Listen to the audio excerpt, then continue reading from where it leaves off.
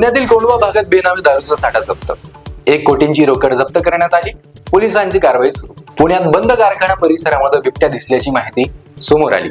नागरिकांमध्ये भीतीचे वातावरण. MSRTC नवीन बस योजना तयार. राज्यात 8,000 नवीन डिझेल बस आणण्याचा प्रस्ताव. छत्रपती संभाजीनगरमध्ये घरात बेकायदेशीर कत्तलखाना आढळला. नागरी वस्तीमध्ये कत्तलखाना सापडल्यामुळे स्थानिकांमध्ये खळबळ.